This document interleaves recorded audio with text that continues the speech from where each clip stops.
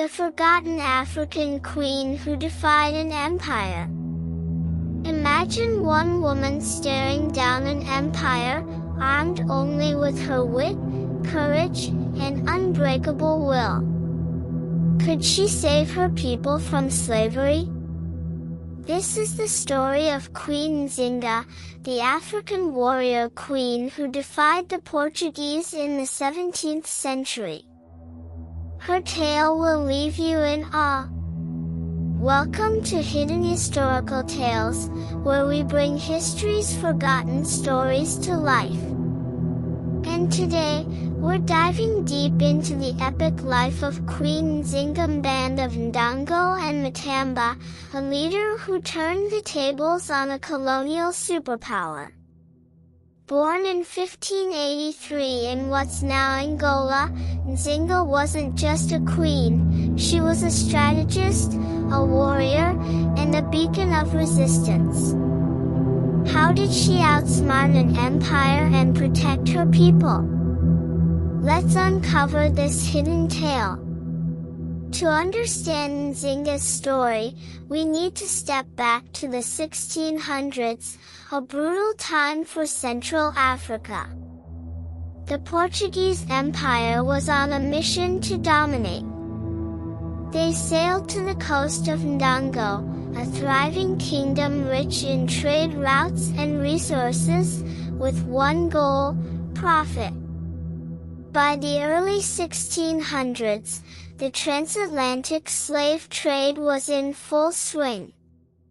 Portuguese raiders captured thousands of Africans, shipping them to Brazil to work plantations in horrific conditions. Families were torn apart, villages burned, and entire kingdoms faced destruction. Ndongo, located in modern-day Angola, was a prime target. Its strategic position near the Kwanza River made it a hub for trade, and a magnet for invaders. Nzinga grew up in this chaos.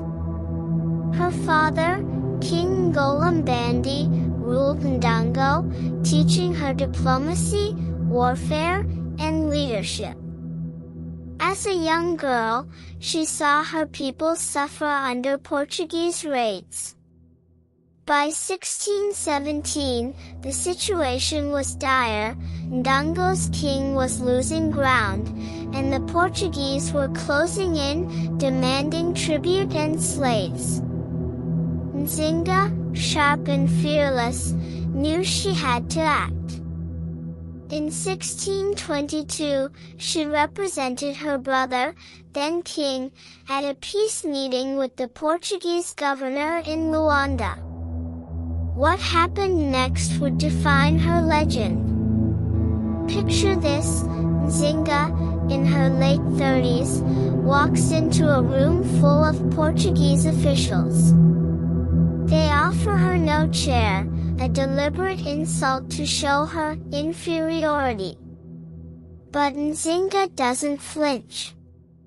She signals to her servant, who kneels on the floor, becoming her seat. Sitting tall, she meets the governor eye to eye, demanding respect. This bold move stunned the Portuguese. It wasn't just theatrics, it was a statement: Ndongo would not bow. Nzinga negotiated a peace treaty that temporarily halted Portuguese attacks, but she knew it wouldn't last. The Portuguese wanted slaves, and Ndongo was in their sights. When her brother died in 1624, some say by suicide, others whisper poison, Nzinga seized the throne. This was unheard of in Ndongo, where women rarely ruled. Her enemies, including rival nobles and the Portuguese, mocked her claim. But Nzinga was no ordinary leader. She declared herself queen, rallying loyalists and proving her strength. By 1626, the Portuguese broke the treaty, launching a full-scale war. Nzinga faced a choice: surrender or fight. She chose to fight. By 1628, the Portuguese overwhelmed Ndango's capital, forcing Nzinga into exile. Most would have given up, but not her. She fled east to Matamba, a neighboring kingdom with a tradition of female leaders. There, she rebuilt her power. Nzinga was a master strategist. She studied the Mbangala, fierce nomadic warriors known for their brutal tactics, and adopted their guerrilla warfare style. She trained her army to strike fast and vanish into the jungle, hitting Portuguese outposts where they least expected it. Nzinga also played the long game. In the 1640s, she allied with the Dutch, Portugal's rivals, to weaken her enemies. In 1644, her forces, alongside Dutch allies, recaptured key territories. In 1647, her army won a major victory at the Battle of Combi, pushing the Portuguese back.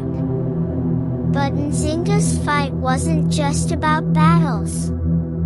She turned Matamba into a sanctuary for runaway slaves, offering freedom to those escaping Portuguese chains. Her kingdom became a symbol of hope, a place where the oppressed could find refuge. Imagine the courage it took, a woman in her 50s, leading armies, outwitting colonial powers, and building a safe haven in the face of relentless attacks. Nzinga's war against the Portuguese lasted over 30 years.